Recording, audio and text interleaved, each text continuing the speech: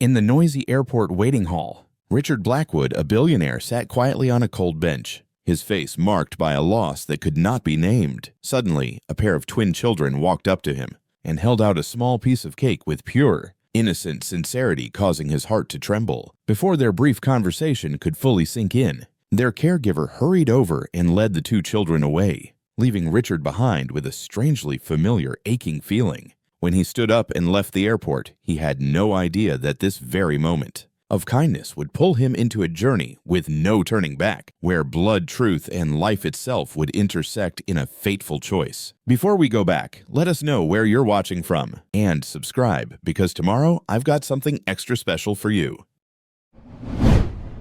Richard Blackwood sat motionless on the cold metal bench in Terminal C, staring at nothing. Around him, the airport pulsed with life announcements echoing overhead, the rumble of rolling luggage, children, crying couples embracing. He heard it all but felt none of it. His hands rested on his knees, fingers loose. His tailored suit hung perfectly on his frame, but the man inside it felt hollow, empty, like someone had reached in and scooped out everything that mattered. He didn't know how long he'd been sitting there. An hour, time had stopped meaning anything. A woman hurried past, glancing at him with brief curiosity, probably wondering why a man in a $3,000 suit looked like he'd lost everything. She wouldn't understand. How could she? From the outside, Richard Blackwood had it all: the empire, the influence, the power that made politicians return his calls. But what did any of that matter now? He exhaled slowly, his chest aching with a weight that had nothing to do with his heart condition. The doctors had cleared him last month. Physically, he was fine. Emotionally, that was a different scan altogether. Why does that man look so sad? The voice was small, curious. Richard's eyes flickered, but he didn't turn. Maya, shh. Don't bother people. But Leah, look at him. He looks like he needs a hug. Richard finally glanced to his left. Two little girls stood about 10 feet away, identical twins with rich brown skin and hair twisted into puffs on either side of their heads. They couldn't have been more than 6 or 7. One of them, Maya, apparently was staring directly at him with large, concerned eyes. The other twin, Leah, tugged at her sister's sleeve. Miss Martha said, "We need to stay close. We can't just talk to strangers." But he's not a stranger. He's right there. Maya pointed at Richard with the blunt honesty only children possessed. Despite everything, Richard felt the corner of his mouth twitch. Almost a smile. Almost. He looked away, hoping they'd lose interest. They didn't. Small footsteps approached. Richard kept his gaze fixed on the departure board across the terminal, watching flights blink and update. Boston, Chicago, Los Angeles, places that meant nothing to him anymore. "Excuse me, mister." Richard turned. Maya stood directly in front of him, now her sister hanging back uncertain. Up close, the child's eyes were even more striking, deep brown, bright with life and something else. Empathy. Real empathy. "Yes." His voice came out rougher than he'd intended. Maya didn't flinch. Instead, she reached into the small backpack hanging from her shoulders and pulled out a Ziploc bag. Inside were cookies, the kind you'd pack for a long trip, homemade by the look of them. "Are you hungry?" she asked. Richard blinked. "What? You look sad and hungry." "When I'm sad, cookies help." She held the bag out to him with both hands like it was the most natural thing in the world. Leah stepped forward, now still cautious, but curious. "Maya, those are for the plane." "We have enough," Maya insisted. She shook the bag gently toward Richard. "Please, you really look like you need one." Something inside Richard's chest cracked, not broke. He was already broken, but cracked like light finding its way through. He reached out slowly and took the bag. His hand looked massive compared to hers. "Thank you," he said quietly. Maya beamed. "See, you're already looking better." Richard opened the bag and took out a cookie. Chocolate chip. Still soft. He took a bite, and for a moment he tasted something other than the bitterness that had been coating his tongue for weeks. "It's good," he said. "Miss Martha made them," Leah offered, warming up now. "She makes them every time we travel. She says sweets make the world sweeter." Richard studied the two girls. Their clothes were clean, but worn clearly hand-me-downs. Their shoes were scuffed, but their faces glowed with something money couldn't buy. Joy. Pure, uncomplicated joy. "Where are you two headed?" he asked. "New York," Maya exclaimed. "We've never been on a plane before. Miss Martha says we're going to see a special doctor." Leah nodded solemnly. A very special doctor, but we're not scared. No. Nope, Maya said, because we have each other and Miss Martha, and God watches over us. That's what our mommy used to say. Used to. Past tense. Richard caught it immediately. These children had already known loss. Your mother sounds wise, he said carefully. Maya, S smile softened. She was. She's in heaven now, with the angels. Leah reached for her sister's hand and Maya squeezed it. The gesture was so natural, so full of love that Richard had to look away. That's why we noticed you, Maya continued, tilting her head. You have the same look our mommy had sometimes, before she went to heaven. What look? Richard heard himself ask. Maya stepped close enough that Richard could see the flecks of gold in her brown eyes. She reached out and gently touched the back of his hand with her small fingers. My daddy told us something once, she said softly. He said, when angels are sad, the sky cries rain. Are you an angel who's sad, mister? The words hit Richard like a physical blow. He stared at this child, this impossibly perceptive child, and felt something he hadn't felt in months. He felt seen. His throat tightened. He couldn't speak. Leah moved closer too, standing beside her sister. It's okay to be sad, she said gently. Miss Martha says sadness means you loved something real. That's nothing to be ashamed of. Richard's vision blurred. He blinked rapidly, trying to maintain control. He was Richard Blackwood. He didn't break down in airports. He didn't let strangers' children see him vulnerable. But Maya and Leah weren't looking at him like he was Richard Blackwood, billionaire. They were looking at him like he was just a person, a hurting person who needed kindness. I lost someone too, Richard finally managed to say. His voice was barely above a whisper. Someone very important to me. Maya nodded seriously. That's why you're so sad. Yes. Did you love them a whole lot? More than anything, Leah reached into her own pocket and pulled out a small stuffed rabbit, well-loved and faded. When I'm really sad, I hold Mr. Hops. He helps. Do you want to hold him for a minute? Richard looked at the offered toy, this precious thing this child was willing to share with a stranger, and something inside him shattered completely. He reached out and took the rabbit, cradling it in his large hands. Thank you, he whispered. For a moment, the three of them existed in a bubble separate from the chaos of the airport. Two children and a broken man sharing a moment of pure human connection. Then a voice cut through. Maya, Leah, there you are. A woman in her late 50s rushed toward them, slightly out of breath. She wore comfortable travel clothes and had kind eyes creased with worry. She stopped short when she saw Richard holding the stuffed rabbit, the twins standing close to him. Oh my goodness, I'm so sorry, sir, she said, quickly reaching for the girls. I turned my back for 1 second. They're usually so good about staying close. Girls, you know better than to bother people. We weren't bothering him, Miss Martha, Maya protested. He was sad. We were helping. Richard carefully handed the rabbit back to Leah. It's all right, he said, his voice steadier now. They weren't bothering me at all. Quite the opposite. Martha looked between Richard and the twins, clearly trying to assess the situation. Her protective instincts were sharp. He could see that. Good. These children needed protecting. We gave him cookies, Leah explained, and Mr. Hops. And we told him about angels, Maya added. Martha, expression softened. She looked at Richard more carefully now, seeing what the girls had seen. I apologize if they were intrusive, Mr. Blackwood, Richard said automatically. Richard Blackwood, and truly they weren't. They were, he paused, searching for the right word, kind, very kind. A strange look crossed Martha's face when she heard his name, recognition, but it passed so quickly Richard couldn't be sure. Well, that's what we try to teach them, Martha said warmly. Kindness costs nothing but means everything. She checked her watch. Girls, we need to get to our gate. Our flight board's in 20 minutes. Okay, Miss Martha, the twins chorused. But Maya lingered, looking up at Richard with those impossibly wise eyes. Will you be okay, Mr. Angel? Richard felt his chest tighten again. I'll try. That's all we can do, she said solemnly. Then she smiled, bright and sudden as sunshine. Maybe you'll feel better soon, like you did with the cookie. Maybe I will. Martha gently guided the girls away, but both twins turned to wave at him. Richard raised his hand in return, watching as they disappeared into the crowd.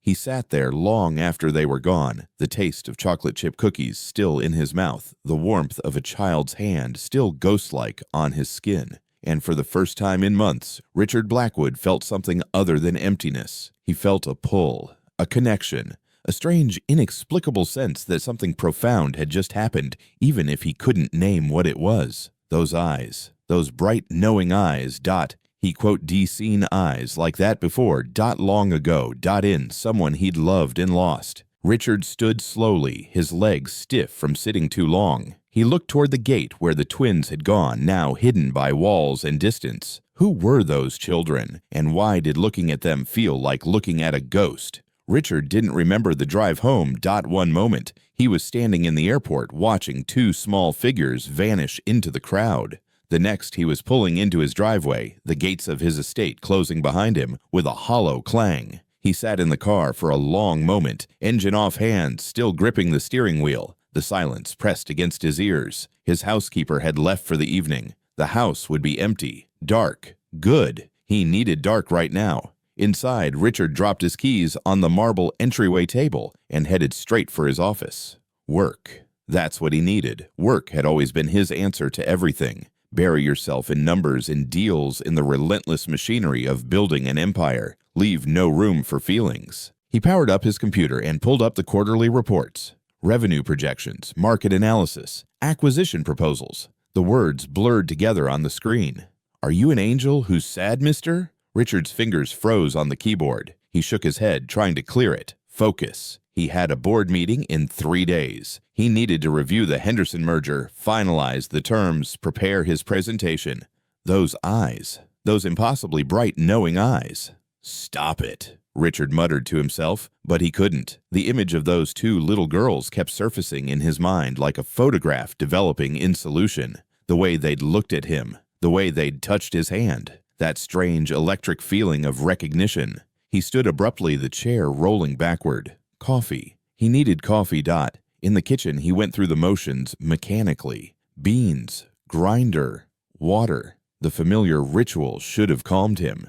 It didn't. While the machine hissed and gurgled, Richard found himself staring out the window into his backyard. The pool lights cast blue ripples across the patio. Beyond that darkness, 7 years ago, someone else had stood in this kitchen with him, someone who'd laughed at his terrible jokes and burned toast and danced barefoot on these tiles. Elena. Richard closed his eyes, but that only made the memory sharper. He'd met her at a charity gala he'd been obligated to attend. She'd been working there not as a guest, but as part of the catering staff putting herself through graduate school. He'd noticed her immediately, not because of how she looked, though she'd been beautiful, but because of how she'd moved through the room. Purposeful, dignified, like she belonged anywhere she chose to be. They'd talked in the garden while she was on break. Just talked. And Richard had felt something he'd never felt before, like he'd found someone who saw him, not his last name or his bank account. He'd asked for her number. She'd hesitated, then given it to him. That should have been his first warning. But Richard Blackwood wasn't used to being denied anything, and he'd pursued Elena with the same intensity he brought to hostile takeovers. Except it hadn't felt like a conquest. It had felt like coming home. For 2 years, they'd built something real, something that made Richard believe in things he'd dismissed as naive partnership, understanding a future that didn't revolve around profit margins. Elena had challenged him, pushed him, made him want to be better than the cold, calculating businessman his father had molded him into. "You're more than this empire, Richard," she'd said, once lying in his arms in this very house. "You're more than your family's expectations. You're allowed to just be human." He'd kissed her then, believing her, believing that maybe he could have both the life he'd built and the life he wanted. He'd been wrong.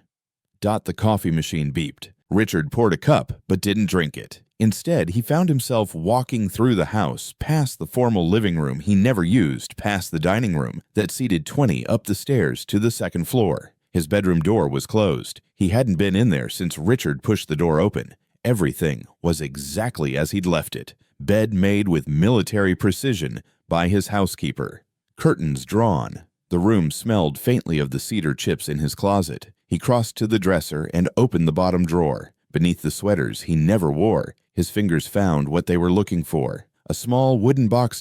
Richard carried it to the bed and sat down heavily. His hands trembled slightly as he opened it. Inside lay the remnants of a life he'd tried to forget. A pressed flower from their first date, ticket stubs from a jazz concert, a photo booth strip showing the two of them laughing, Elena's head thrown back, Richard's eyes only on her. and beneath it all, a bracelet. Silver simple with a small charm in the shape of a star. He'd given it to Elena on their first anniversary. "So you can always find your way home," he'd said, feeling foolish and earnest all at once. She'd cried.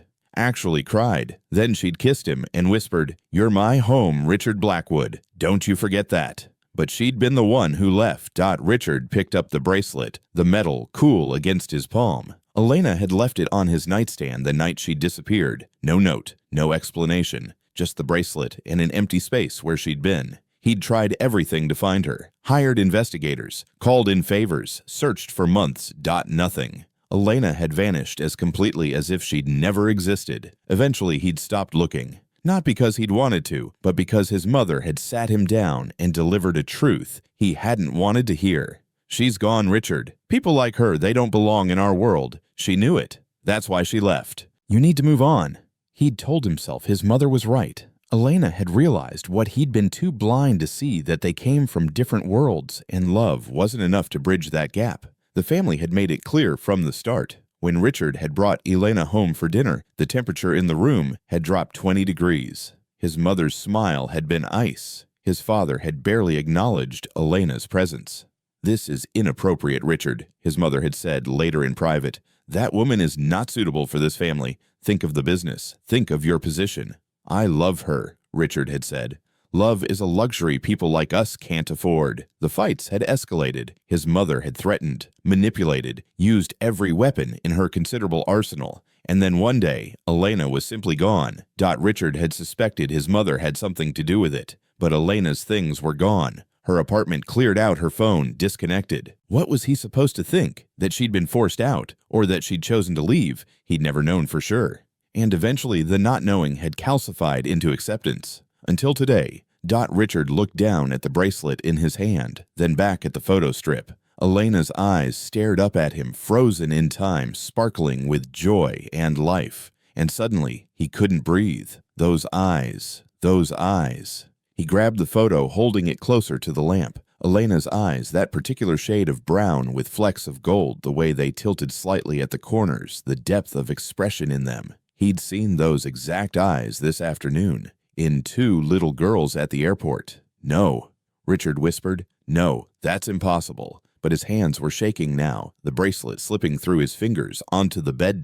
The math started clicking into place in his mind, unbidden. 7 years since Elena left. The twins were 6, maybe 7 years old, which meant no. If Elena had been pregnant when she left, if those were her children, Richard stood abruptly, the photo clutched in his fist, his heart hammered against his ribs. This was crazy. This was coincidence. The world was full of brown-eyed children. Just because he'd had an emotional moment at an airport didn't mean "my daddy told us something once." That's what Maya had said. Their daddy. They had a father. Of course they did. And it wasn't him.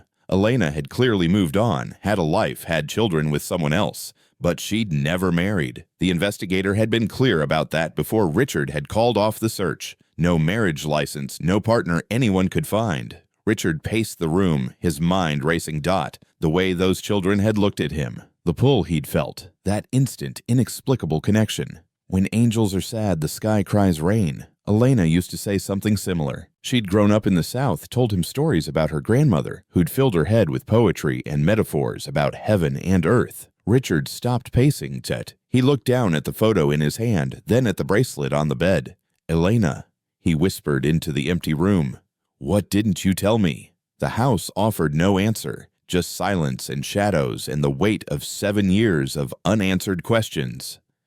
Richard knew he wouldn't sleep tonight, knew that those 2 faces, those impossibly familiar faces, would haunt him until he had answers. But where did he even start? The woman at the airport, Martha. She'd said something about a special doctor. They were traveling for medical treatment, which meant there had to be records somewhere. Hospitals, charities, the Blackwood Foundation. They funded medical care for children. If those girls needed help. Richard was already moving back down the stairs to his office, powering up his computer again. This time he wasn't looking at quarterly reports.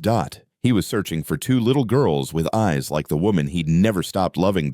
And God help him, he needed to know why. Richard didn't sleep. By dawn, he'd compiled a list of every medical facility and children's home the Blackwood Foundation had funded in the past 5 years. The list was longer than he'd expected. His signature appeared on dozens of donation checks he barely remembered authorizing. At 7 sharp, his assistant Jennifer knocked on his office door, surprised to find him already there.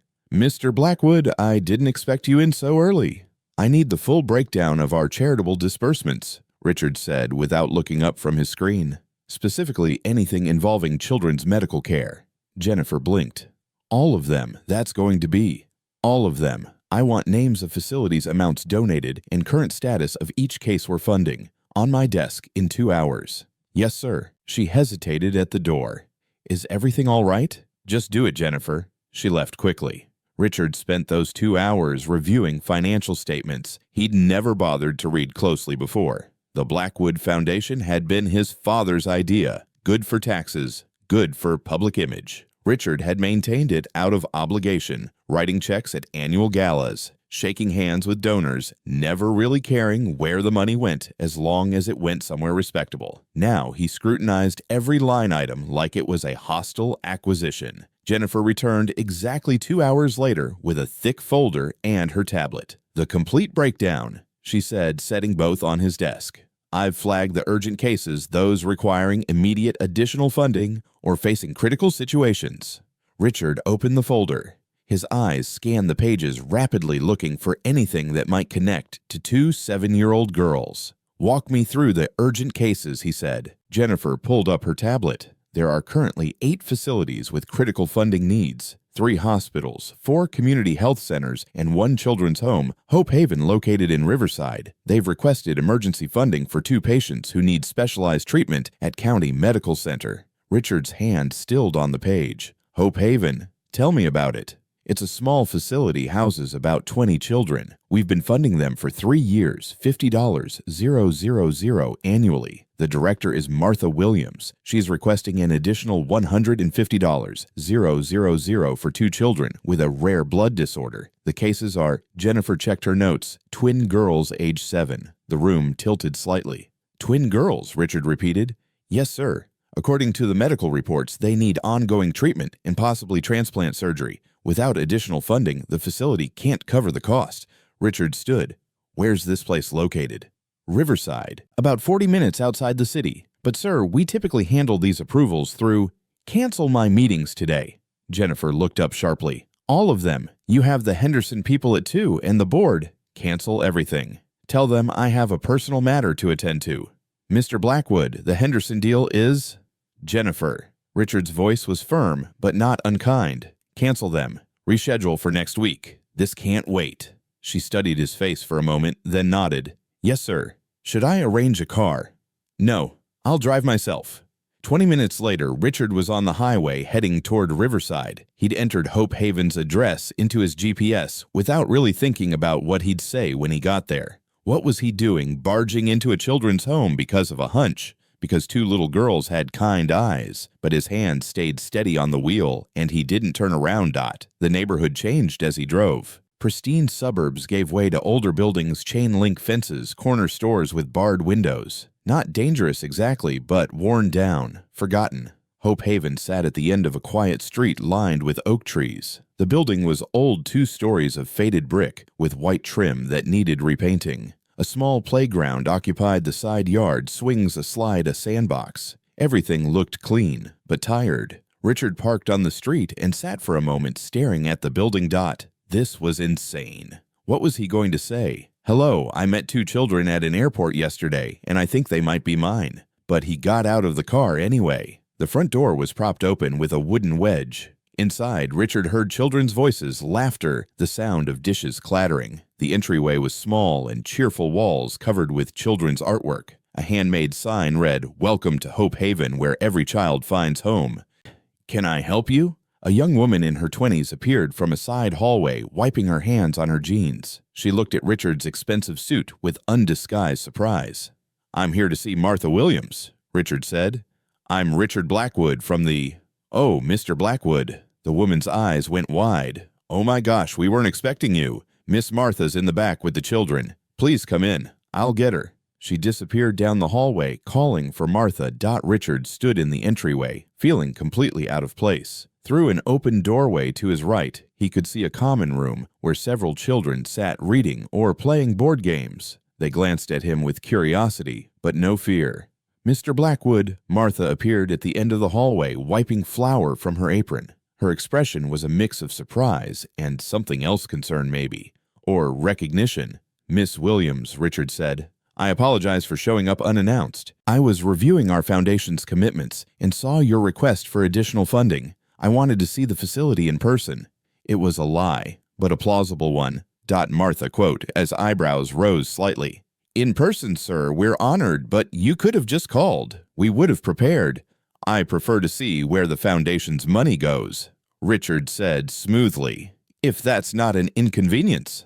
"Of course not. Please follow me." Martha led him through the building, pointing out the dormitories, the small library, the kitchen where she'd been baking. She spoke warmly about each child, clearly knowing all their names and stories. The place was humble but immaculate, every corner showing signs of care despite limited resources.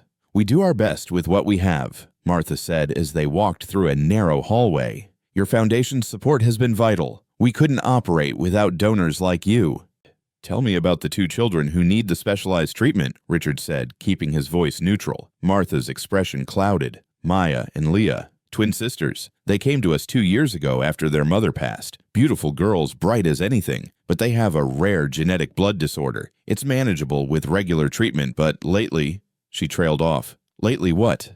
"They're getting worse. They need more aggressive treatment, possibly transplants. The costs are astronomical. We've been fundraising, but—" Martha shook her head. "It's not enough."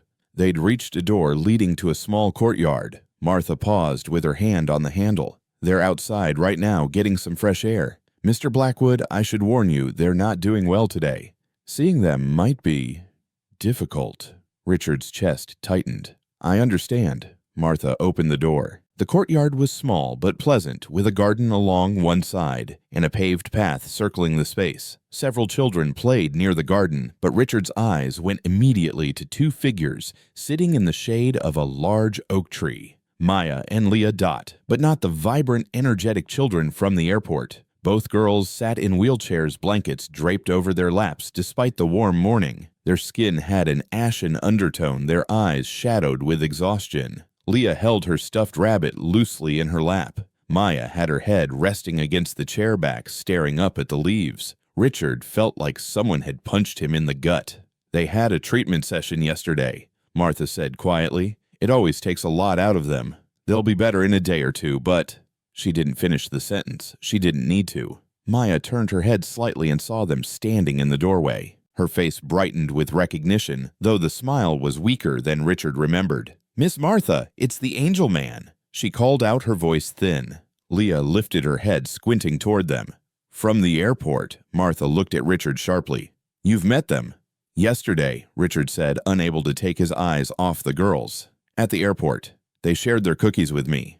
"That sounds like them," Martha said softly. "They have the biggest hearts of any children I've ever known." Maya was waving now, beckoning Richard over with weak but insistent gestures. "She wants you to come say hello," Martha said. Richard Quote's feet moved before his brain could catch up. He crossed the courtyard, aware of other children stopping their play to watch this stranger in the expensive suit approach the twins. Up close, the deterioration was even more apparent. Both girls were painfully thin, their cheekbones prominent, their arms like twigs beneath their sleeves. But their eyes, those eyes, were still bright, still full of that impossible warmth. "You came back," Maya said. "Are you feeling better?" Richard knelt down so he was at eye level with them. His throat felt tight. "I should be asking you that question." Leah shrugged slightly. "We're okay. Just tired. The medicine makes us sleepy."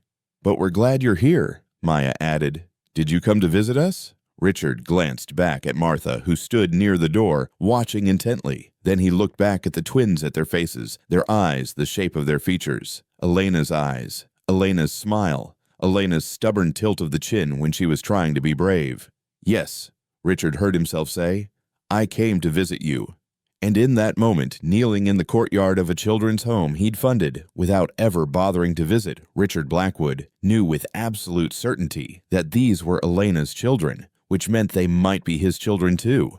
The world narrowed to just the three of them, two fragile little girls in wheelchairs and a man who'd just found something he hadn't known he'd lost. "Mr. Blackwood, could we talk in my office?" Martha's voice cut through the haze in Richard's mind. He was still kneeling in front of the twins, staring at faces that looked so much like someone he'd lost that it physically hurt. "Of course," Richard managed, standing slowly. His knees protested. He'd been crouching longer than he'd realized. "We'll be right back, girls," Martha said gently to Maya and Leah. "You two rest here in the shade." "Okay, Miss Martha," they chorused, though Maya's hand reached out briefly, her small fingers brushing Richard's sleeve. "Don't leave without saying goodbye," she said. "I won't," Richard promised. Martha's office was a cramped room off the main hallway, barely large enough for a desk, 2 chairs, and a filing cabinet. Papers covered every surface: medical bills, donation receipts, childcare schedules. She gestured for Richard to sit, then closed the door. "I need to be direct with you, Mr. Blackwood," Martha said, settling into her chair with a heavy sigh. "Maya and Leah don't have much time left without proper treatment. Maybe 6 months, maybe less." The words hit Richard like a physical blow. 6 months. "They have a rare genetic blood disorder called Fanconi anemia. It affects their bone marrow's ability to produce blood cells. Without a transplant, their bodies will eventually fail." Martha pulled a thick medical file from her desk drawer. "This is their complete history. I was going to send it with the funding request, but since you're here..." She slid the file across the desk. Richard opened it with trembling hands. Medical terminology jumped out at him: pancytopenia, chromosomal instability, progressive bone marrow failure. Pages of test results, treatment logs, doctor's notes spanning 2 years. "The treatments they're receiving now are just managing symptoms," Martha continued. "They need a bone marrow transplant. We've been searching the National Registry for a match, but nothing yet. The odds are..." She trailed off, shaking her head. "What are the odds?" Richard asked quietly. "For African American children, less than 30% chance of finding an unrelated match. And even if we found one, the cost of the procedure, the post-transplant care, the medications..." Martha rubbed her eyes tiredly. "We're talking close to $500,000, maybe more." Richard's mind was reeling. $500,000, a number that meant nothing to him personally. He could write that check right now without blinking. But for these children, for Martha, it was an impossible mountain. "Tell me about their mother," Richard said, his voice rough. Martha's expression softened with sadness. "Elena, beautiful woman, strong as iron, gentle as rain. She brought the girls to us 2 years ago when she got too sick to care for them anymore." "What was wrong with her?" "Same thing the girls have. Fanconi anemia is genetic, passed from parent to child. Elena had been managing it her whole life, but pregnancy and childbirth took a toll. By the time the girls were 5, she was already declining." Martha's eyes grew distant with memory. She fought so hard, worked 3 jobs while getting treatment, trying to keep the girls fed and housed, but the medical bills buried her. She lost her apartment, her car, everything. Richard felt sick. She had no one to help her. She said the girls' father didn't know about them, that she'd tried to reach him once, but... Martha shrugged. "I don't know the whole story. Elena was private about her past, but I could tell she'd loved someone deeply. She had this bracelet she never took off, used to touch it whenever she talked about the girl's father." "A bracelet." Richard's heart stopped. "What kind of bracelet?" "Silver with a little star charm. She wore it until the day she died. Said it reminded her that some people were worth loving, even if you lost them." Martha's voice was thick with emotion. "She made me promise to give it to the girls when they were old enough to understand. It's in the safe with her other things." The room spun. Richard gripped the edge of the desk. "Mr. Blackwood, are you all right?" "I need to see it," Richard said hoarsely. "The bracelet. I need to see it now." Martha looked confused, but stood. "If it's that important, give me a moment." She left the office. Richard sat frozen, his mind racing through calculations. 7 years since Elena disappeared. The twins were 7 years old. Elena had Fanconi anemia, which she'd passed to her daughters. She'd tried to reach him. His mother. His goddamn mother must have Martha returned carrying a small cardboard box. She set it on the desk and opened it carefully. Inside were a few precious items, a worn book of poetry, a faded photograph of a young woman who must have been Elena's mother, and a silver bracelet with a star charm. Richard reached for it with shaking hands. The metal was tarnished now, but he knew every curve of it. He'd picked it out himself at a small jewelry store in the city, had it engraved on the inside. He turned it over. The engraving was still there, faint but readable. To E, always your home. R. Oh God, Richard whispered. Mr. Blackwood. He looked up at Martha, tears streaming down his face. Elena Vane. That was her maiden name. Martha nodded slowly. Yes. How did you... What was her married name? Richard's voice was barely audible. Please, I need to know. Martha opened the file again, flipping to the first page. Her finger traced down to a line Richard hadn't noticed before. It says here, Elena Blackwood, previous name Vane. Martha's eyes widened as understanding dawned. Oh my God, I'm their father, Richard said. The words came out broken, shattered. Those are my daughters out there. Martha sat down heavily. She married you. No, I don't know why she used my name. We never... Richard couldn't finish the sentence. His mind was fragmenting, trying to process 7 years of lies and loss and wasted time. She tried to reach you, Martha said quietly. She told me once, right before she died. She said she'd written letters, made calls, but they never went through. She thought maybe you'd moved on, didn't want to be found. I never got any letters. Richard's hands clenched into fists. I searched for her. For months. But she'd disappeared completely. Someone must have intercepted them. Richard closed his eyes. His mother. It had to be. She'd threatened to destroy Elena to make sure she never contaminated the Blackwood legacy. And she'd succeeded. Elena raised those girls alone. Martha continued, her voice gaining strength. She worked herself to death trying to give them a good life. When she got too sick to work, she lost everything. She came to us because she had nowhere else to go. And she made me promise. Martha's voice broke. She made me promise to tell them their father was a good man who would have loved them if he'd known. That he was a hero who just got lost along the way. Richard put his head in his hands and wept. He wept for Elena, who died alone and afraid, fighting a battle she couldn't win. He wept for the 7 years he'd lost with his daughters. He wept for the lies that had stolen everything from him. Does anyone else know, he finally asked, about me being their father? No. Elena never told me who you were. I only knew the girl's father existed because of their birth certificates. Martha paused. I have copies in the file. Richard wiped his eyes and looked. There, on 2 official documents, clear as day, father's name. Richard Blackwood. Elena had put his name down, had claimed him as the father even when she thought he'd abandoned her. I need to help them, Richard said, his voice hardening with determination. Whatever they need. The transplant, the treatment, everything. Mr. Blackwood, the costs are... I don't care about the cost. Richard stood abruptly. Money is the least of what I owe them. I want them moved to the best hospital in the state. I want the top specialists. I want every option explored. That's very generous, but... They're my daughters, Miss Williams. Richard's voice cracked on the word daughters. My children. I've already failed them for 7 years. I won't fail them now. Martha studied his face for a long moment, then nodded. All right, I'll make the arrangements. But Mr. Blackwood, they don't know who you are. They think you're just a kind stranger. I know. When do you want to tell them? Richard looked down at the bracelet still clutched in his hand. The bracelet Elena had worn until her last breath. The bracelet that had been meant to lead her home to him. Not yet, he said quietly. First, I need to make sure they survive. Then I'll tell them everything. I'll tell them about their mother, about how much I loved her, about how sorry I am. He looked up at Martha. Can I see them again before I go? Of course. They walked back to the courtyard together. Maya and Leah were exactly where he'd left them, the afternoon sun filtering through the oak leaves above them. They looked so small, so fragile, so impossibly precious. Richard approached slowly, kneeling in front of them again. I have to go now, he said gently, but I'm going to make sure you get the help you need. Whatever it takes. Why? Leah asked, tilting her head. You don't even know us. Richard smiled through his tears. Maybe not yet, but I'm going to.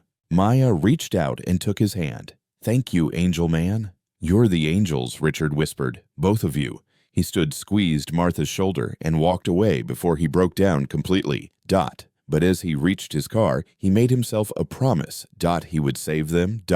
and then he would make someone pay for every moment they'd suffered. Richard didn't go home. He drove straight to Blackwood Industries headquarters, parked in his reserved space, and took the elevator to the 20th floor. The building was nearly empty at this hour. Most employees had left for the day. Good. He needed privacy for what came next. In his office, Richard locked the door and went straight to his computer. He pulled up the company's email server, accessed the administrative controls, and began searching. If Elena had tried to contact him through official channels, there would be a record somewhere. He started with his personal email account going back 7 years. Nothing from Elena. He checked his spam folder, his deleted items, his archived messages. Nothing. But that didn't mean the messages hadn't existed. Richard picked up his phone and called the head of IT security at home. Marcus Chen speaking. Marcus, it's Richard Blackwood. I need you in the office immediately. I don't care what you're doing. A pause. Sir, it's almost 9 o'clock.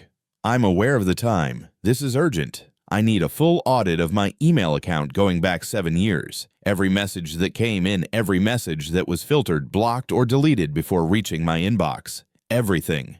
That's a massive undertaking, Mr. Blackwood. It could take days to. You have until morning. Bring your whole team if you need to.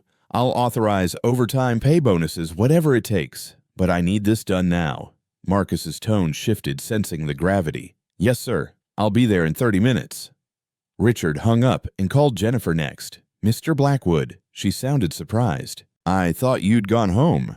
I need you to pull every piece of physical mail that's come through this office in the past 7 years. Letters, packages, everything addressed to me personally that went through the mailroom or reception.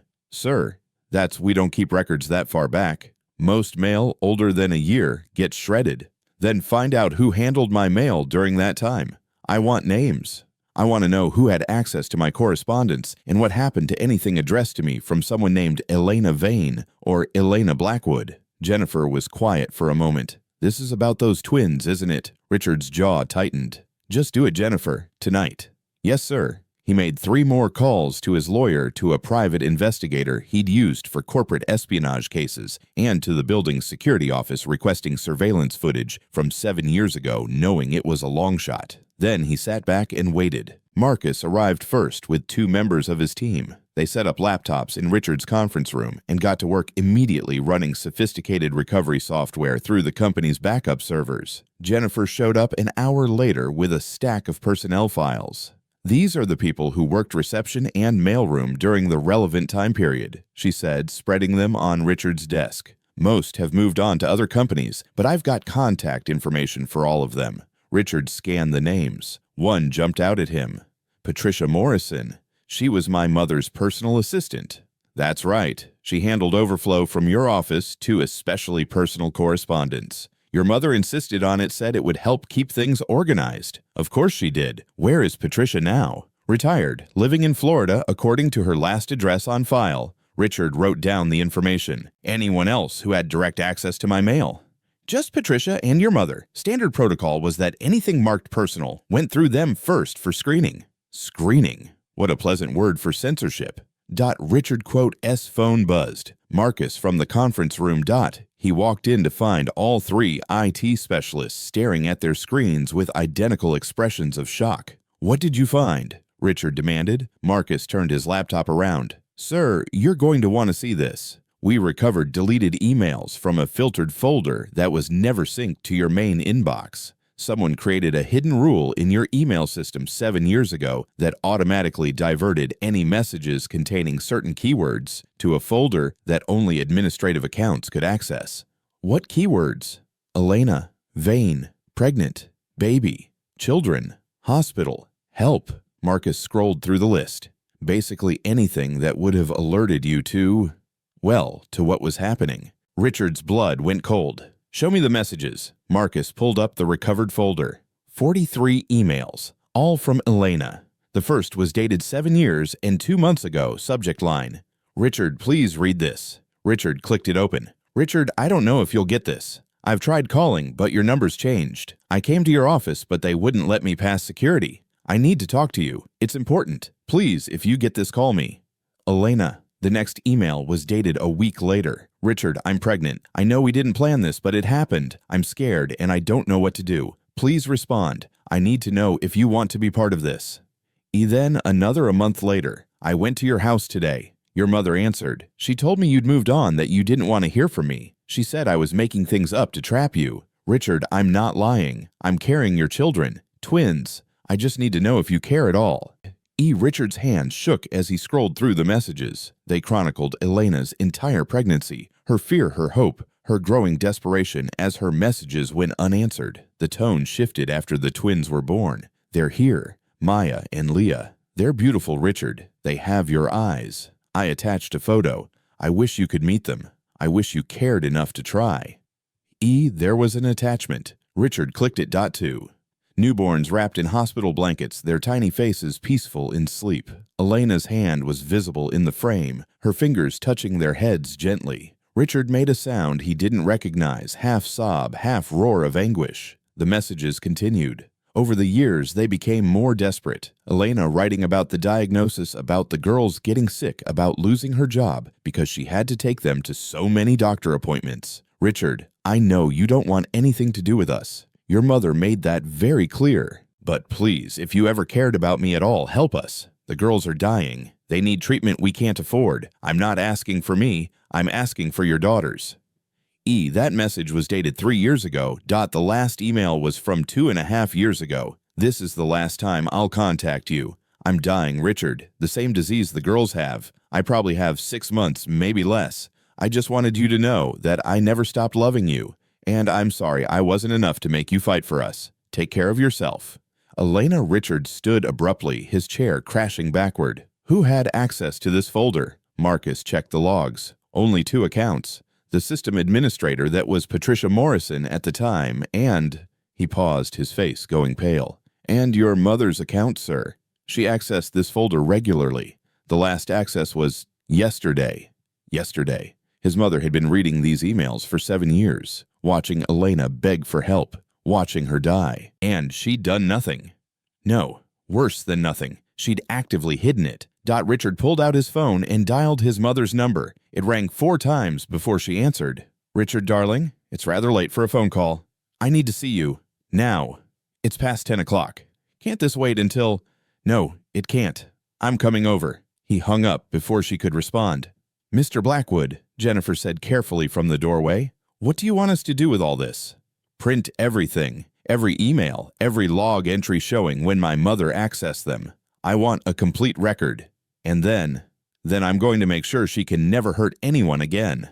20 minutes later, Richard stood in the foyer of his mother's estate, a thick folder of printed emails clutched in his hand. His mother appeared at the top of the stairs, wrapped in an expensive silk robe, her expression mildly annoyed. Really, Richard, this is quite dramatic even for you. Where's father? Asleep. As I should be. What's this about? Richard climbed the stairs slowly, deliberately. When he reached the top, he shoved the folder against her chest. This is what it's about. His mother took the folder with a frown, opened it, and her face went carefully blank as she recognized the emails. I can explain. You intercepted them. All of them. For 7 years, you intercepted Elena's messages and hid them from me. I was protecting you. She was pregnant, Richard's voice echoed through the hall. She was carrying my children, and you kept it from me. Those children would have ruined everything we built, his mother said coldly, dropping all pretense. That woman was nothing. A nobody trying to trap you into a life of mediocrity. She was dying, and you let her. She made her choices. I made mine. I did what was best for this family. Richard stared at the woman who'd raised him and felt nothing but contempt. You destroyed my life. You killed the woman I loved. And you condemned my daughters to years of suffering. Your daughters! His mother laughed bitterly. Those mixed-race children are not your daughters. They're a mistake. A liability. Richard's hand shot out and gripped his mother's arm. Not hard enough to hurt, but firm enough to make his point. Don't you dare call them that. Those girls are mine. They have my blood, and I will spend every remaining day of my life making up for what you stole from us. His mother jerked her arm free. If you acknowledge them, you'll destroy the Blackwood name, everything your father and I built. I don't care. Richard's voice was quiet, now deadly calm. I don't care about the name. I don't care about the company. I don't care about any of it. You're being irrational. I'm being a father. Finally. Richard turned toward the stairs. Consider yourself cut off. From me, from the foundation, from everything. And if you ever try to contact my daughters, I will destroy you. Richard. He kept walking. You'll regret this. Richard stopped at the door and looked back at her. The only thing I regret is not seeing who you really were 7 years ago. Elena knew. She tried to warn me. I should have listened. He walked out into the night air, leaving his mother standing alone in her gilded mansion, and his phone rang as he reached his car. Jennifer. Sir, I found something else. Patricia Morrison kept personal records. Actual letters that Elena sent by mail. She shredded most of them, but she kept copies. For insurance, apparently. Send them to my house. All of them. Richard drove home through empty streets, his mind crystal clear for the first time in years. He'd lost 7 years, but he wouldn't lose another day. Richard had arranged for Maya and Leah to be transferred to County Medical Center within 24 hours. He'd hired the best hematologist in the state, Dr. Sarah Chen, and assembled a team of specialists. Money made things happen fast, but not fast enough. He was in a meeting with Dr. Chen discussing treatment protocols when his phone rang. Martha's name flashed on the screen. Mr. Blackwood, it's Leah. Martha's voice was tight with panic. She collapsed an hour ago. They've rushed her to County Medical. You need to come now. Richard was out the door before she finished speaking. He made the 20-minute drive in 12, his car screeching into the hospital parking lot. He ran through the emergency entrance, not caring about the stares from people who recognized him. Martha met him outside the ICU, her face streaked with tears. What happened? Richard demanded. Internal bleeding. Her platelet count dropped catastrophically. They're trying to stabilize her, but... Martha's voice broke. They said she needs a transfusion immediately and possibly a bone marrow transplant within days, or she won't make it. Where's Maya? In the waiting room with one of the nurses. She's terrified, Richard. She keeps asking if her sister's going to die like their mother did. Richard felt like someone had reached into his chest and squeezed. I need to see the doctor. Now! Dr. Chen appeared moments later, still in her surgical scrubs, looking exhausted. Mr. Blackwood, Leah's condition is critical. We've got her stabilized for now, but her bone marrow is failing faster than we anticipated. She needs a transplant immediately. What about the donor registry? We're searching, but finding a match for a child of mixed heritage. Dr. Chen shook her head. It could take months. She doesn't have months. She has days, maybe a week at most. Richard's mind raced. Test me. Dr. Chen blinked. I'm sorry. Test me for compatibility. Right now. Mr. Blackwood, the chances of you being a match are extremely slim, unless you're a close blood relative. I'm her father. The words hung in the air. Dr. Chen's eyes widened. Are you certain? Yes. Test me. If I'm compatible, we do the transplant immediately. Dr. Chen studied his face for a long moment, then nodded. All right. Come with me. In a small examination room, a nurse drew several vials of blood. Richard watched his blood fill the tubes, dark and red, and thought about how this same blood might be flowing through his daughter's veins. We'll run an HLA typing test, Dr. Chen explained. It checks for tissue compatibility. We'll also need to run a DNA test to confirm paternity. Standard protocol. How long? The DNA test will take about 48 hours. The HLA typing can be expedited. We should have preliminary results in 12 hours. That's too long. Leah doesn't have 12 hours. Mr. Blackwood, I understand your concern, but run both tests simultaneously. I'll pay for rush processing. I'll pay whatever it costs. Just do it faster. Dr. Chen nodded. I'll make it happen. Richard was escorted to a private waiting room. The hours crawled by. He couldn't sit still. He paced, checked his phone, obsessively drank terrible coffee from the vending machine. At some point, Martha brought Maya to see him. The little girl looked smaller than ever, her eyes red from crying. Is Leah going to die? She asked him directly with that same brutal honesty children possess. Richard knelt in front of her. I'm going to do everything I can to make sure that doesn't happen. Do you promise? He looked into her eyes, Elena's eyes, and made a promise he wasn't sure he could keep. I promise. Maya wrapped her small arms around his neck and held on tight. Richard closed his eyes and held her back, feeling the fragile bird-bone delicacy of her body against his chest. 8 hours later, Dr. Chen found him still in the waiting room, Maya asleep on the couch beside him. We have preliminary results, she said quietly. Richard stood carefully, not wanting to wake Maya. And, you're a match. HLA compatibility is nearly perfect, 10 out of 10 antigens match. I've never seen compatibility this strong outside of identical twins. Richard exhaled slowly. So we can do the transplant? Yes. But Mr. Blackwood, I need to be clear about what this involves. Bone marrow donation is not a simple procedure. We'll need to harvest marrow from your pelvic bone using a large needle. You'll be under anesthesia, but recovery can be painful. There are risks: infection, bleeding reaction to anesthesia. I don't care about the risks. When can we do it? We can schedule for tomorrow morning if you're certain, but there's something else you should know. Dr. Chen paused. The DNA results came back too. Expedited processing, like you requested. Richard's heart hammered, and she handed him an envelope. You should read it yourself. Richard opened it with shaking hands. Medical jargon filled the page, but 3 lines stood out in bold: probability of paternity 99. 99% conclusion.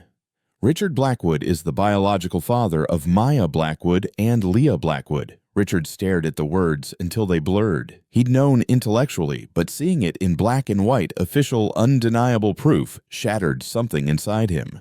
He walked out of the waiting room, down the hallway, and into an empty stairwell. Then he sank to the floor, pressed the paper to his chest, and sobbed. These were his daughters, his children, his blood. Dot, and one of them was dying. Dot, he cried for Elena, who'd carried this burden alone. He cried for the 7 years he'd lost. He cried for Maya and Leah, who'd grown up without a father when he'd been alive and searching the whole time.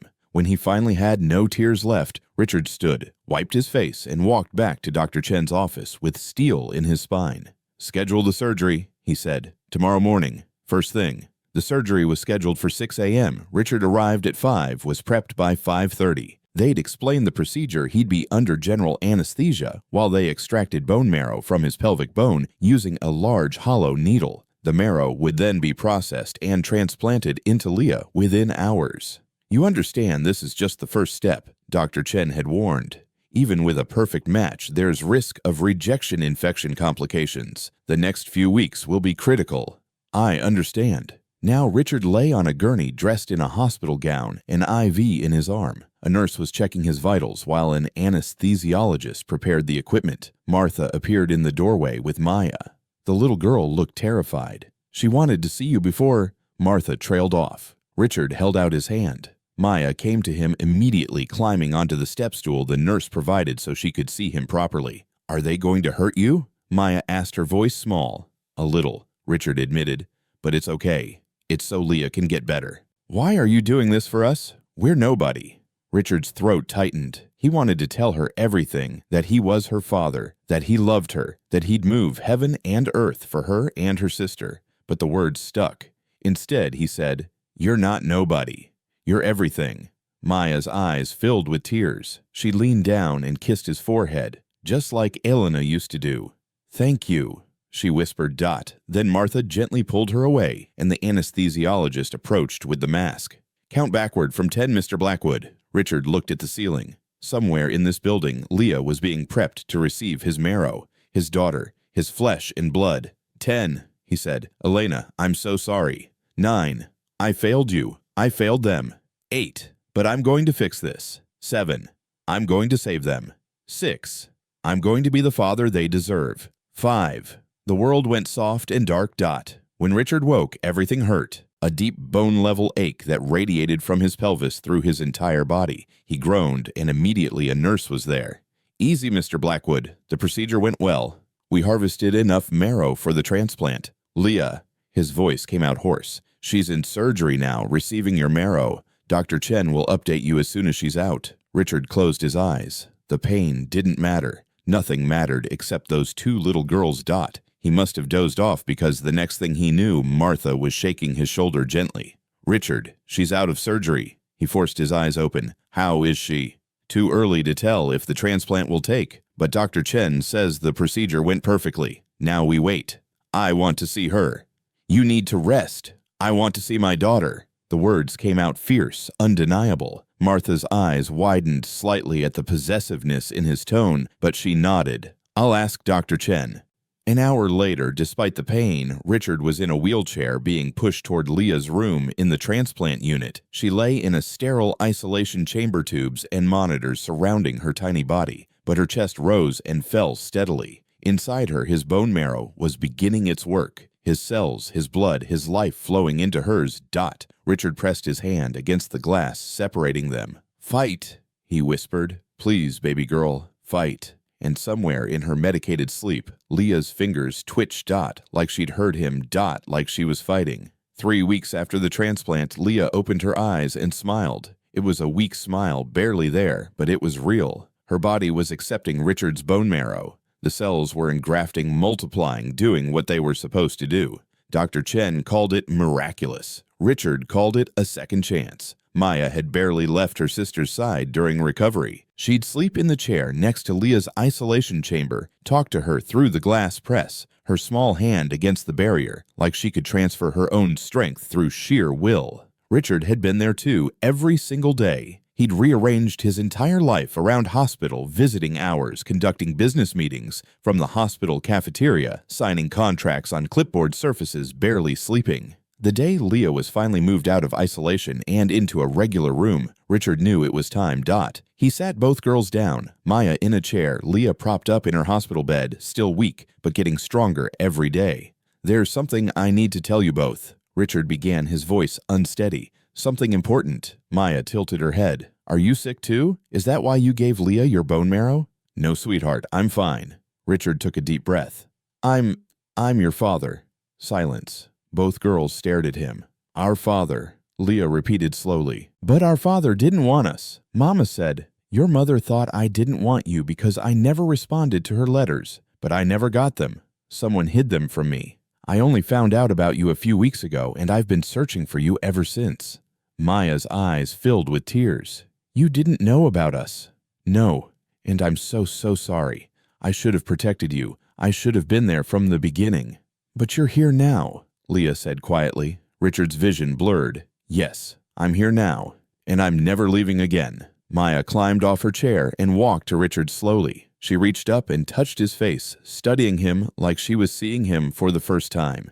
"You have our eyes," she said. "Mama always said we got our eyes from someone special." Richard pulled both girls into his arms, careful of Leah's IV lines, and held them while they cried together. 2 months later, Richard brought them home. The estate had been transformed. He'd hired designers to create spaces that felt warm, lived in, nothing like the cold museum his house had been. Maya and Leah each had their own bedroom, decorated in colors they'd chosen. Maya picked yellow and purple. Leah wanted blue and green. There was a playroom filled with books and toys, an art studio with supplies, a garden where they could play. Martha had agreed to move in temporarily to help with the transition. The girls needed someone familiar while they adjusted to their new life. Richard stood in the driveway as his car pulled up, watching Maya and Leah press their faces against the windows, eyes wide. "Is this where we're going to live?" Maya breathed. "If you want to," Richard said. "This is your home now." They explored every room, running from space to space with more energy than they'd had in months. The treatment was working. They were healing, getting stronger, but not everything was easy. The first challenge came 3 days after they moved in, when Richard enrolled them in the prestigious elementary school 2 miles from the estate. He'd pulled strings to get them accepted mid-year. He should have anticipated the reaction. On their 3rd day, Maya came home crying. Leah was silent, withdrawn. "What happened?" Richard demanded, kneeling in front of them. "Some kids said we don't belong there," Maya said through tears. "They said we're only there because you feel sorry for us. They called us names." Richard's blood went cold. "What names?" Maya shook her head. "Bad names. About our skin." Richard pulled them both close. "Listen to me. Those children are wrong. You belong anywhere you choose to be. You're smart, you're kind, you're strong, and you're mine. Nobody gets to make you feel less than that." But words weren't enough. The next morning, Richard walked both girls into school himself, past the stares of other parents, past the whispers. He found the principal's office. "Mr. Blackwood, we weren't expecting. My daughters were bullied yesterday. I want to know what you're going to do about it." The principal shifted uncomfortably. "Children can be thoughtless sometimes. I'm sure it was racism. Call it what it is. And if it happens again, I'll withdraw them from this school and make sure everyone knows why." Word spread fast. Richard Blackwood defending his black daughters against discrimination. By the end of the week, the bullying stopped. Not because hearts changed necessarily, but because people feared Richard's power. It wasn't ideal, but it was a start. At home, Richard faced different challenges. Simple things he'd never thought about became complex. Like hair. One morning, Maya appeared in his bathroom doorway, holding a comb and looking frustrated. Miss Martha had to leave early for an appointment. "Can you help me with my hair?" Richard looked at the comb, then at Maya's thick, coiled hair, and realized he had absolutely no idea what to do. Yes, of course. Just tell me how." Maya giggled at his helplessness, but she was patient. She taught him about detangling spray, about starting from the ends, and working up, about being gentle. It took 45 minutes and several YouTube tutorials, but eventually Richard managed to put her hair into 2 puffs. "They're a little lopsided," Maya said, checking the mirror. "They're perfect," Richard insisted. She hugged him. "Thanks, Dad." Dad. The word made his chest ache in the best way. He started learning everything he could. He read books about black hair care, bought the right products, watched videos until he could French braid and twist and style. He learned about the cultural significance of hair, about the history, about why it mattered. Leah taught him about their mother's favorite foods, collard greens and cornbread sweet potato pie, red beans and rice. Richard hired a cook who knew how to make these dishes properly, but he also learned to cook them himself, standing in the kitchen with a recipe book, determined to connect with his daughters through the culture they'd inherited from Elena. He found Elena's family too. Her mother had passed years ago, but she had cousins in the South who were overjoyed to learn about Maya and Leah. They sent photos, shared stories, helped Richard piece together the parts of Elena's life he'd never known. The girls video called their cousins every week, learning about their heritage, their roots. One evening, 3 months after they'd moved in, Richard found Maya in the library looking at a photo album Martha had saved from Elena's belongings. Pictures of pregnant Elena with newborn twins, Elena smiling despite the exhaustion in her eyes. Maya touched one photo reverently, Elena holding both babies, looking at the camera with fierce love. "I miss her so much," Maya whispered. Richard sat beside her. "Tell me about her." "She was strong. Even when she was sick, she never complained. She always made sure we knew we were loved." Maya traced her finger over Elena's face. "She talked about you sometimes." Richard's breath caught. "She did." "Yeah. She'd say you were a hero who got lost, that someday you'd find your way back to us." Maya looked up at Richard with those eyes, Elena's eyes, his eyes. She was right. Maya carefully removed a photo from the album, one of Elena laughing, her head thrown back, pure joy on her face. She held it out to Richard. "Mama said if we ever found you, we should give you this. She said you'd need to remember that she forgave you, that she never stopped loving you." Richard took the photo with shaking hands. He stared at Elena's face, at the woman he'd loved and lost, and somehow found again through their daughters. "She told us something else too," Maya said softly. "She said when we found you, we should tell you that you were always a good man. You just needed to remember how to be one." Richard pulled Maya into his arms and held her while he cried. For Elena, for the lost years, for the mercy of her forgiveness. "Your mother was wrong about one thing," he said finally. "What?" "I'm not a hero, but I'm trying to be the father you both deserve." Maya pulled back and looked at him seriously. "You already are. You saved Leah. You took us in. You're learning to do our hair." She smiled. "Heroes don't have to be perfect. They just have to show up." Leah appeared in the doorway, stronger now, color back in her cheeks. "What are you guys doing?" "Talking about Mama," Maya said. Leah came and sat on Richard's other side. "I had a dream about her last night." She was smiling. "She said she was proud of us." Richard put an arm around each girl, holding them close. "She should be," he said. "You're both extraordinary."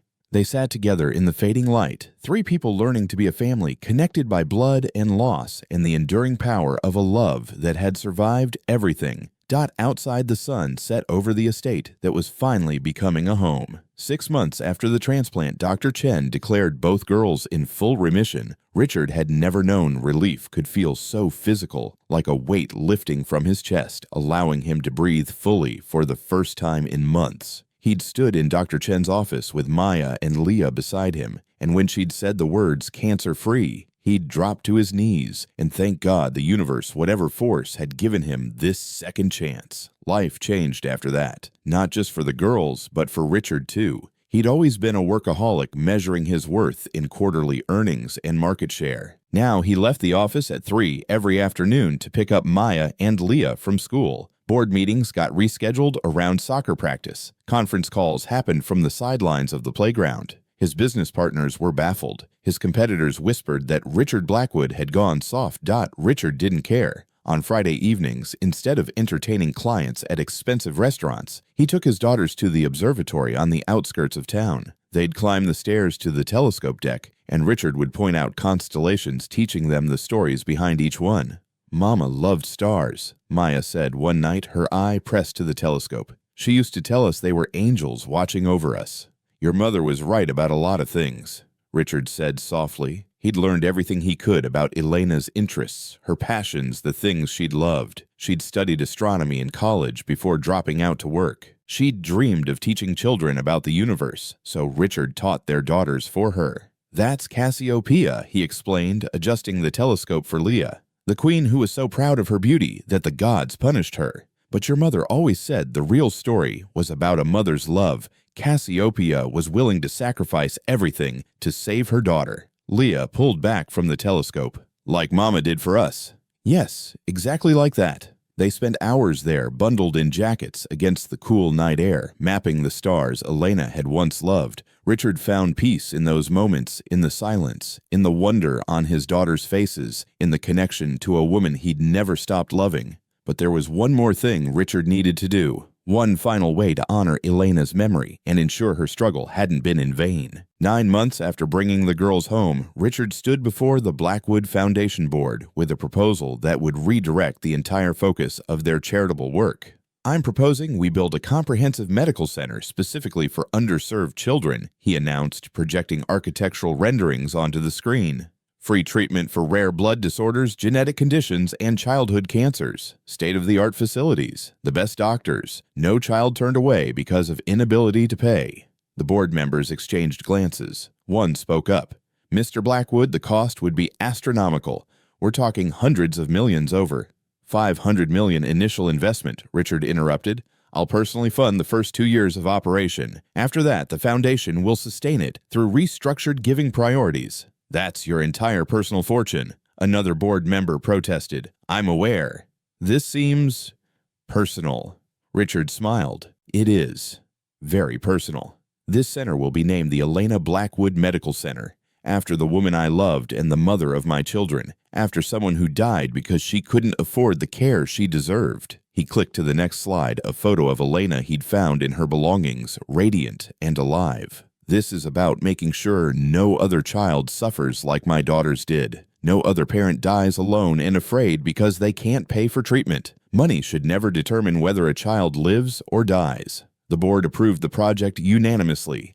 Construction took 18 months. Richard was involved in every detail, from the color of the walls to the equipment in each room. He wanted it perfect, wanted it to be a place of hope, not fear. Maya and Leah helped design the children's wing, choosing bright colors and themes. They insisted on a reading room filled with books and a garden where patients could sit outside during treatment. "Mama would have loved this," Leah said, walking through the nearly completed facility. "She would have been proud of you both," Richard agreed. "This place exists because of what happened to her, because of you." The dedication ceremony was scheduled for a Saturday in October, when the autumn leaves turned the surrounding trees into flames of orange and gold. Richard stood on the platform outside the medical center's main entrance, flanked by Maya and Leah. Both girls wore dresses they'd picked out themselves, Maya in yellow, Leah in blue. They'd grown so much in the past year, healthy and strong, their faces full of life. A crowd of hundreds had gathered. Doctors, nurses, families who would benefit from the center's services, reporters from every major news outlet. Richard had never felt comfortable with public speaking, but today the words came easily. 20 years ago, I built a business empire. He began, his voice steady.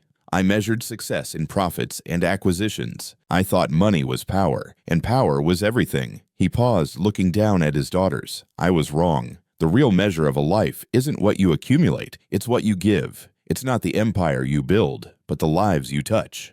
Richard gestured to the building behind him. This medical center bears the name of Elena Blackwood, a woman who showed me what real strength looks like. She raised 2 children alone while fighting a terminal illness. She worked 3 jobs to keep them fed. She never gave up, never stopped fighting, never stopped loving. His voice cracked slightly. Maya reached up and took his hand. Elena died because she couldn't afford the care that could have saved her. Because our system failed her. Because I failed her. Richard's eyes swept the crowd. This center exists to make sure that never happens again. Every child who walks through these doors will receive the best care modern medicine can provide, regardless of their family's ability to pay. He looked down at Maya and Leah, his heart so full it ached. Someone once asked me what my greatest legacy will be. I used to think it would be Blackwood Industries, the buildings with my name on them, the fortune I'd accumulated. Richard's voice grew stronger. But I was wrong about that too. My greatest legacy stands beside me right now, these 2 extraordinary girls.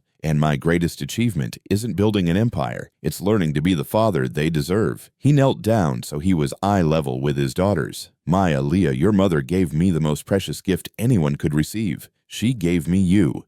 And I promise to spend every remaining day of my life honoring her memory by being the man she believed I could be. The crowd erupted in applause. Richard stood and together with his daughters cut the ribbon stretching across the entrance. The Elena Blackwood Medical Center was open. That evening, as the sun began to set, Richard drove Maya and Leah to the beach an hour outside the city. It was the same beach where he and Elena had spent a weekend years ago before everything fell apart.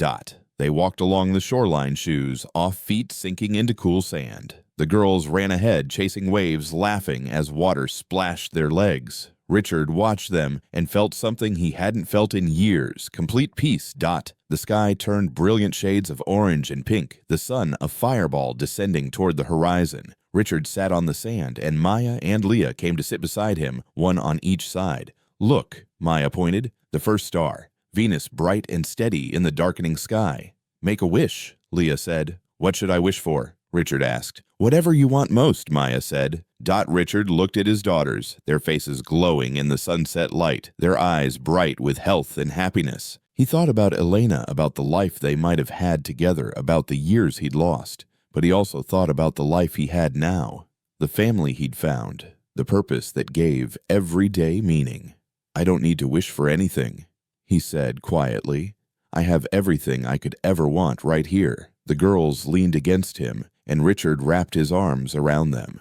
As the sun touched the horizon, a warm breeze swept across the beach. For just a moment, Richard could have sworn he smelled Elena's perfume, jasmine and vanilla. He looked up, and in the golden light of sunset, he thought he saw a figure standing near the water's edge, a woman with kind eyes and a gentle smile watching them with love. Elena. Richard blinked, and she was gone. But the feeling of her presence remained warm, protective, approving. She'd forgiven him. She was proud of the life he'd built with their daughters. She was finally at peace. And so was he. Dad, Maya's voice pulled him back. Are you okay? Richard looked down at both his daughters, and smiled. A real smile, full and genuine and free. I'm perfect, sweetheart. Absolutely perfect. They sat together as darkness fell, and stars emerged one by one, filling the sky with light. A family finally whole, a legacy of love that would outlast any empire. Join us to share meaningful stories by hitting the like and subscribe buttons. Don't forget to turn on the notification bell to start your day with profound lessons and heartfelt empathy.